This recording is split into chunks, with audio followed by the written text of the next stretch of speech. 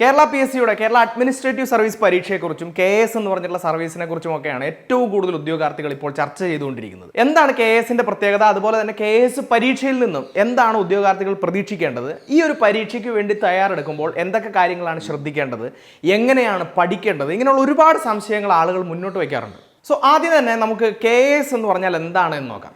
KS എന്ന് പറയുന്നത് Kerala PSC നടത്തുന്ന പരീക്ഷകളിലെ ഏറ്റവും പ്രധാനപ്പെട്ട ഒരു പരീക്ഷയാണ്. കാരണം കേരളത്തിൽ നിന്നുള്ള ഒരു ഉദ്യോഗാർത്ഥി കേരള PSC നടത്തുന്ന ഒരു പരീക്ഷ എഴുതി ചെല്ലാൻ പറ്റുന്ന അല്ലെങ്കിൽ കിട്ടാൻ കഴിയുന്ന ഏറ്റവും ഉയർന്ന ജോലി അല്ലെങ്കിൽ ഏറ്റവും ഉയർന്ന പൊസിഷനിലുള്ള ഒരു ജോലിയാണ് KS നിങ്ങൾക്ക് വാഗ്ദാനം ചെയ്യുന്നത്.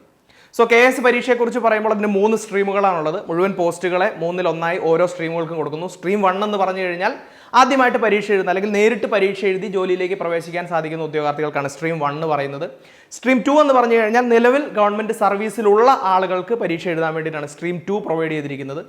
അതിൽ തന്നെ ഗസറ്റഡ് ഓഫീസേഴ്സ് ആണെങ്കിൽ അവർക്ക് വേണ്ടിയിട്ടാണ് സ്ട്രീം 3 പ്രൊവൈഡ് ചെയ്തിരിക്കുന്നത്. ഇങ്ങനെ 3 സ്ട്രീമുകളിലായിട്ടാണ് പരീക്ഷ നടക്കുന്നത്. ഇനി പോസ്റ്റുകളുടെ പ്രത്യേകത പറയുകയാണെങ്കിൽ നേരത്തെ പറഞ്ഞതുപോലെ തന്നെ ഉയർന്ന പോസ്റ്റുകളിലേക്കാണ് നിങ്ങൾക്ക് അപ്പോയിന്റ്മെന്റ് കിട്ടുന്നത് എന്നുള്ളത് മാത്രമല്ല, 8 വർഷത്തിന് ശേഷം ഇന്ത്യൻ അഡ്മിനിസ്ട്രേറ്റീവ് സർവീസ് IAS പോലെയുള്ള സർവീസുകളിലേക്ക് നിങ്ങൾക്ക് കൺഫേർഡ് ആയിട്ട് പോകാനുള്ള ഒരു സാധ്യത, വളരെ വലിയൊരു സാധ്യത ഈ KS തുറന്നിടുന്നുണ്ട്.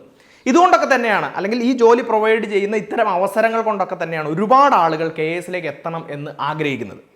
ഇനി ഈ KSലേക്ക് എത്തണമെങ്കിൽ KS പരീക്ഷ, കേരള PSC നടത്തുന്ന കേരള അഡ്മിനിസ്ട്രേറ്റീവ് സർവീസ് പരീക്ഷയാണ് നമ്മൾ എഴുതേണ്ടത്.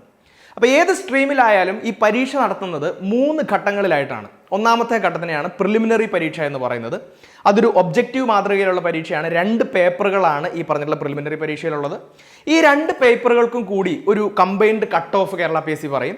ആ കട്ട് ഓഫ് നിങ്ങൾ ക്ലിയർ ചെയ്യുകയാണെങ്കിൽ അടുത്ത ഘട്ടങ്ങളിലേക്ക് നിങ്ങൾക്ക് പോകാം. അപ്പോൾ ഒരു കാര്യം മനസ്സിലാക്കുക, എത്ര മാർക്ക് സ്കോർ ചെയ്യുന്നു എന്നുള്ളതല്ല പ്രിലിമിനറി പരീക്ഷയുടെ ഏറ്റവും പ്രധാനപ്പെട്ട ലക്ഷ്യം എന്ന് പറയുന്നത്. പ്രിലിമിനറി പരീക്ഷ ക്ലിയർ ചെയ്യുക എന്നുള്ളതാണ്. ജസ്റ്റ് ഒരു എലിമിനേഷൻ റൗണ്ട് പോലെയാണ് ഈ പ്രിലിമിനറി പരീക്ഷ നടത്തുന്നത്. ഇനി ഏറ്റവും പ്രധാനപ്പെട്ട ഘട്ടം എന്ന് പറയുന്നത് ഇനി വരുന്ന 2 ഘട്ടങ്ങളാണ്. മെയിൻസ് പരീക്ഷ, അതുപോലെ തന്നെ ഇന്റർവ്യൂ. ഈ മെയിൻസിലും ഇന്റർവ്യൂവിലേക്കും വെച്ച് തന്നെ ഏറ്റവും പ്രധാനപ്പെട്ട ഒരു ഘട്ടം എന്ന് പറയുന്നത് മെയിൻസ് ആണ് എന്ന് പറയാം. കാരണം മെയിൻസിൻ്റെയും ഇൻ്റർവ്യൂവിൻ്റെയും മാർക്കാണ് നമ്മുടെ ഫൈനൽ റാങ്ക് ലിസ്റ്റിന് വേണ്ടി പരിഗണിക്കപ്പെടുന്നത്. അതിൽ തന്നെ മെയിൻസിന് 300 മാർക്കാണുള്ളത്.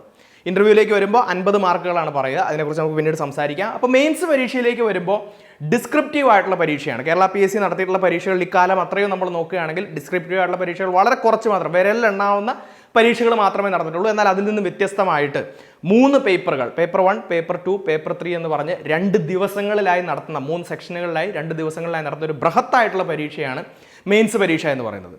അപ്പോൾ നമ്മൾ ഈ 3 പേപ്പറുകൾ നോക്കുകയാണെങ്കിൽ 10-25ഓളം ചോദ്യങ്ങൾ നമുക്ക് ചോദിക്കുന്നത് കാണാം. അതിൽ തന്നെ 3 മാർക്കിൻ്റെ ചോദ്യങ്ങളുണ്ട്, 5 മാർക്കിൻ്റെ ചോദ്യങ്ങളുണ്ട്. എല്ലാം വിശദമായി ഉത്തരം എഴുതേണ്ട പേപ്പറുകളാണ് ഈ 3 പേപ്പറുകൾ എന്ന് പറയുന്നത്. ഈ ഓരോ പേപ്പറിനും 100 മാർക്കുകളാണ്